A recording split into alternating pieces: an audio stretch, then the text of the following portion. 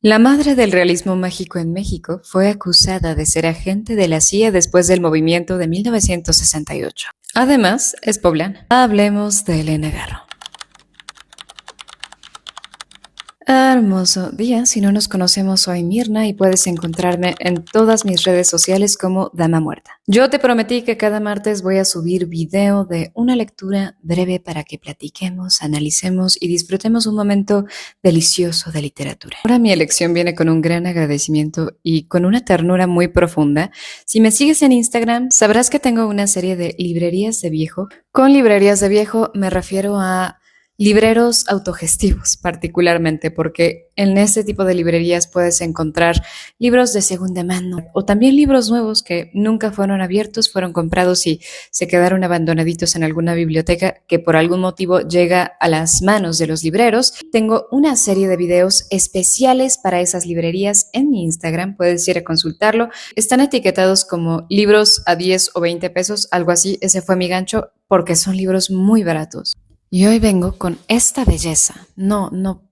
Es el tomo 1 de Obras Reunidas de Fondo de Cultura Económica de la escritora Elena Garro. Un gran agradecimiento al gran amigo Mario de los libros de Sor Juana, la librería Sor Juana que está en el Centro Histórico de Puebla. Me obsequió este tomo tan precioso que me tiene fascinada. Quiero hablarte muy brevemente acerca de Elena Garro. Elena Garro es poblana, dramaturga, novelista y también cuentista. Además, al principio te comenté que es considerada la madre del realismo mágico mexicano. El realismo mágico es, a mi parecer, una corriente literaria muy natural en México. Nos hablan mucho de los ejemplos de realismo mágico con la escritura de Juan Rulfo, por ejemplo, Pedro Páramo, El Gallo de Oro, etc.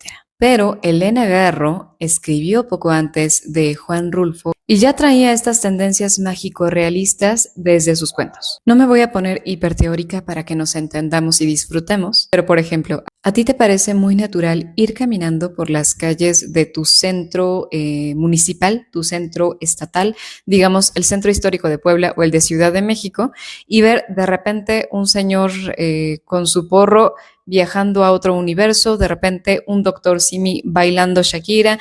Todo eso está dentro de tu imaginario y de acuerdo con tu contexto te parece extraordinariamente natural. Extraordinariamente porque es una rareza, eso es innegable, pero al mismo tiempo es tu realidad y a ti no te parece fuera de lugar. El realismo mágico lo lleva a un segundo piso. Hablemos, por ejemplo, de la Semana de Colores, en la que los días de la semana son precisamente colores. Tú puedes oler los colores, percibir los colores, saber que un color es el día lunes y el lunes es de determinada forma absolutamente todo el tiempo. Si te digo que la siguiente semana vas a tener una semana de colores, te destantea porque ya no es tu realidad. Lo mismo ocurriría si le toca venir a un finlandés a México y de repente se baja del avión y ve a un doctor Simi dándolo todo. En la praxis eso es lo que pasa. Tú eres el personaje de la obra y en la obra tu realidad es completamente normal. Aunque vayas investigando la vida de tu padre entre fantasmas como lo hace Pedro Páramo, o tengas una semana de colores o de repente te conviertas en perro como lo haces con Elena Garro. Es una auténtica delicia. Ahora vayamos al segundo punto de los aspectos que te mencioné al principio sobre Elena Garro para antojarte y también que te adentres un poquito más a su biografía, que es interesantísima. Hay muchas acusaciones que de hecho datan desde 1968 de haber vulnerado a los intelectuales y los estudiantes asociados con el movimiento del 68, tanto con el gobierno mexicano como con la agencia estadounidense.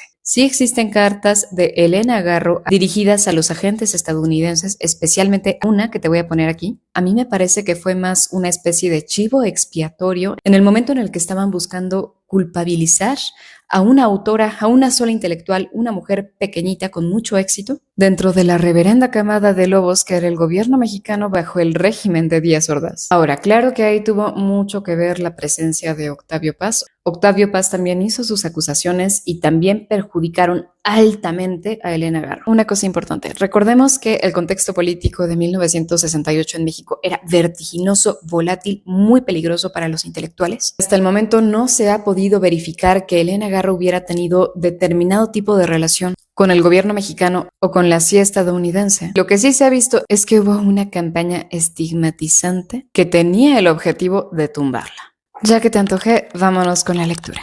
Esto es La Factura. María encontró la factura en el buzón. Hay un error. $1,500 de electricidad. Es una locura, se dijo incrédula. Miró los muros sucios del pasillo y los botes grises con tapas naranja que servían para tirar la basura.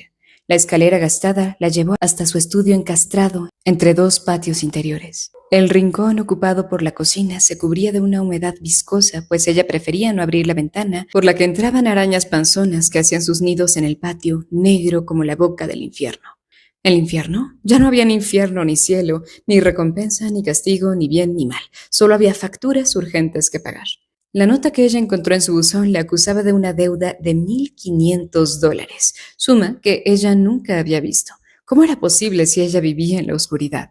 Contempló las lámparas de cobre que pendían del techo y vio que solo una bombilla no estaba fundida. Esa bombilla no alcanzaba a romper las tinieblas del estudio.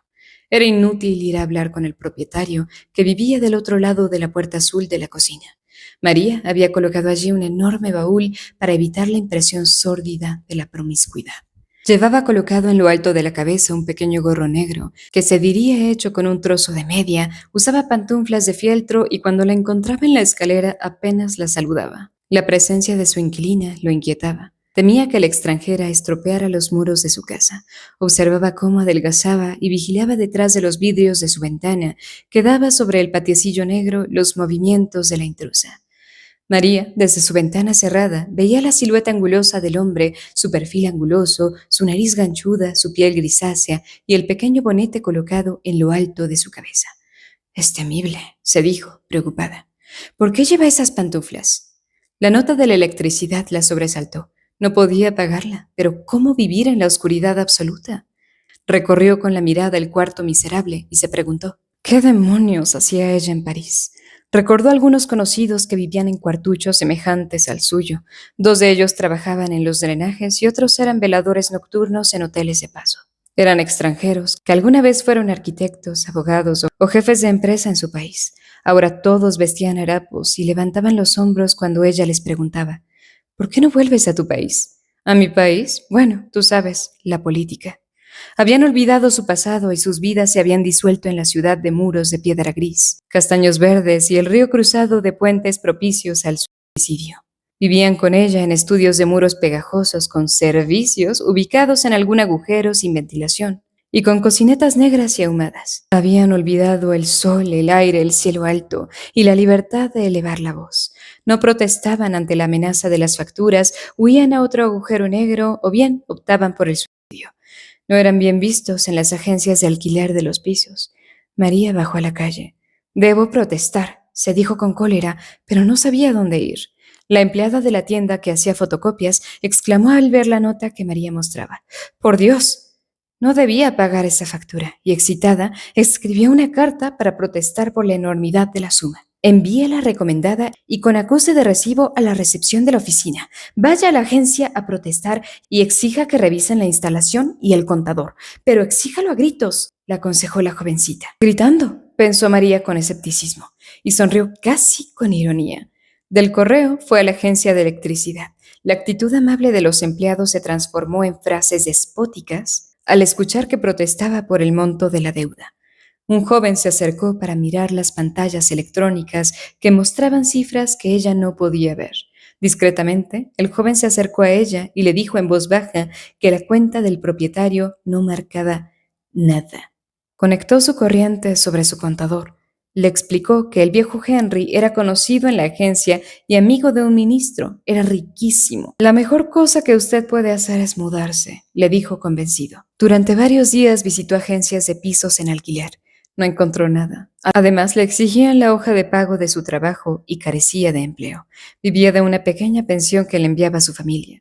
A fuerza de visitar cuartos inmundos, de tomar el metro y de buscar las calles, la ciudad se transformó en un monstruo obtuso. «¿Llamó usted al inspector?», le preguntó la jovencita de las fotocopias. «Sí, vendrá en unos días». Las tiendas de comestibles le quitaban el apetito con sus hileras de latas de conserva. «No entiendo por qué quieren vivir como los americanos», se repetía en el supermercado. Se cruzó varias veces con el señor Henry, que la miró con sus ojos de cuchillo y le produjo escalofríos. Parecía muy sombrío. «Tal vez sabe que me fui a quejar de la factura», se dijo en la noche, y un insomnio cargado de malos augurios la mantuvo despierta toda la noche. Muy temprano corrió a buscar a Miguel, que a esa hora salía del hotelucho de mala nota donde trabajaba de velador. Tenía muy mala cara. ¿Sabes? Estoy perdiendo la memoria. Leí que la falta de sueño destruye el cerebro. María lo miró con pena y en el camino le pidió consejo. ¿Qué dices? ¿$1,500? Es un robo a mano armada. Lárgate de ese antro. ¿Sin pagar? Sin pagar. Era fácil decirlo. La electricidad pertenecía al Estado. ¿Cómo podía escapar a la deuda de un Estado? Tomaron un café en un establecimiento frecuentado por homosexuales y prostitutas. Ya no hablaron. Tanto el uno como la otra habían olvidado todo. Miguel pensó que María era un autómata que había perdido todos sus resortes defensivos. Ella pensaba lo mismo de su amigo. Escucha, tú puedes matar, pero de ver un franco, eso no lo puedes hacer. ¡Demonios! Al volver a su estudio, encontró sus papeles en un orden diferente al desorden en que los había dejado. El señor Henry había entrado. Su olor muy personal impregnaba el cuarto. ¿Qué buscaba ese demonio?, se dijo, y recordó que también el demonio había sido abolido, aunque en esos momentos, pegado a los vidrios de su ventana, trataba de ver lo que ella hacía. El jueves siguiente, 2 inspectores llegaron muy agitados, verificaron con gran velocidad la instalación y a coro y en voz alta exclamaron: «¿Todo está correcto?» «¿Correcto? ¿Me roban la electricidad?», gritó ella. El inspector de bigote, enorme, la amenazó: «Mañana usted recibirá una carta». Y se fueron, dando un portazo. La carta era un aviso. El lunes le cortarían la electricidad, sin remisión. Le quedaban 24 horas para resolver su problema. Se iría a un hotel, pero ¿cómo llevarse sus papeles, sus libros y su ropa sin que el señor Henry se diera cuenta? Allí estaba, pegado a los vidrios como una enorme mariposa nocturna. Corrió al mercado a pedir unas cajas de cartón. Durante la noche arreglaría todo. Fue a buscar un cuarto de hotel. No encontró nada. Los turistas habían tomado todos los cuartos de la ciudad. Al amanecer salió en busca de Miguel y éste aceptó cederle lo que le quedaba de su dinero. Después corrió al banco a retirar hasta el último franco. Actuando con rapidez podría pagar la factura. Ya es tarde, le anunciaron 2 jóvenes empleados vestidos con camisas a cuadros. Era inútil protestar en el piso de arriba. Ya es tarde, le repitieron los trabajadores que se preparaban a irse de fin de semana. Desolada, vagabundeó por la ciudad, que de pronto le pareció una prisión enorme. Recordó lo que alguien había escrito en la cárcel de su país: «En este lugar maldito, donde reina la tristeza, no se castiga el delito, se castiga la pobreza». Una vez en su estudio, la invadió un tierno olor a madreselva, olor que invadía el recuerdo de su casa. Sobre la acera de enfrente vivía la bella Marta. ¿Ven? La veía llegar siempre con ramos de azucena y las flores blancas sobre su traje negro la transformaban en un paisaje lunar, aunque su llegada se produjera al mediodía, cuando el sol giraba glorioso sobre las aceras florecidas de mimosas y magnolias. María y sus hermanas, acodadas a la ventana, espiaban las idas y venidas de Marta, que se parecían a Narda, la novia del mago Mandrake. Su amante era alto y estacionaba el automóvil en la orilla de la acera y en 2 saltos desaparecía. Ahora, la inesperada presencia de la casa de Marta, de su amante y de sus hermanas envueltas en el aroma de la madreselva le produjo el bendito sueño esperado y del que no iba a despertar jamás. El señor Henry abrió la puerta del estudio. Después, con precaución, abrió las llaves de gas de la cocina, tomó el dinero del bolso de Marta, dejó la factura de la electricidad y salió con sus pantuflas de fieltro. Suicidio de una extranjera. Creyó leer en algún rincón de algún periódico. Volvió a su departamento, recordó que debía quitarse el pequeño bonete y lo colgó con cuidado de una percha. Ahora por fin podía dormir tranquilo. Mantendría su palabra. Su departamento y el estudio que lo agrandaba no tenían inquilino. El comprador estaría satisfecho con el departamento vacío. El señor Henry era un hombre muy serio en los negocios, pero de eso a que fuera respetado. Toda la parte de chismecito y teoría de este video hemos hablado de una Elena Garro mágico realista. Pero te quise dar el contexto y abrir un poco el melón de la CIA y de su exilio porque en este cuento especialmente aborda la migración de una manera muy dura, brutal. Nos está diciendo que los migrantes tienen 2 opciones: trabajar como burros o quitarse la vida. A pesar de que durante muchos años la vida de Elena Garro fue muy prodigiosa, la realidad es que sus últimos años fueron bastante crueles. Ahorita me estoy arrepintiendo un poquito porque quizá debí leerte primero un cuento del realismo mágico más vivo de Elena, de sus primeros cuentos, quizá algo de la Semana de Colores, porque aquí en la factura ya tenemos una Elena frívola, con una voz cruda y también realista. Ahorita no estamos siendo mágico-realistas, estamos siendo realistas-realistas. Tenemos el escenario de París, que fue una de las dos ciudades en las que Elena estuvo exiliada, la otra fue Madrid, y nos mantiene en un suspenso constante que creo es familiar incluso para aquellos que no somos migrantes. Quizá en aquel momento, en el siglo XX, la vivienda era mucho más accesible, pero ahora mismo me arriesgo y atrevo a decir que incluso los jóvenes vivimos esta incertidumbre suicida.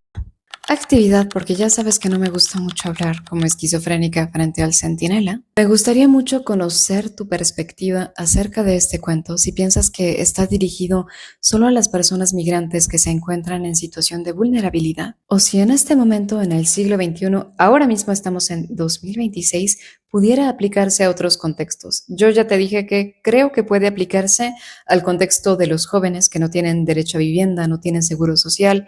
Tenemos. Por favor, cuéntame qué te hizo sentir. Sabes que me encanta leerte y siempre te respondo. Si todavía no me sigues en mis redes sociales, estoy en todas partes como Dama Muerta. Especialmente en Instagram platicamos diario de cultura, literatura, arte y políticas culturales. Dale en suscribirte. El otro día me dijeron, no es seguir, aquí es suscribirte. Suscríbete. Comparte con tus alumnos, profesores, amigos, amigas, familia, cualquier persona a la que crees que pudiera gustarle esta lectura. Te mando un gran abrazo mágico realista y bueno, que en caos descanses.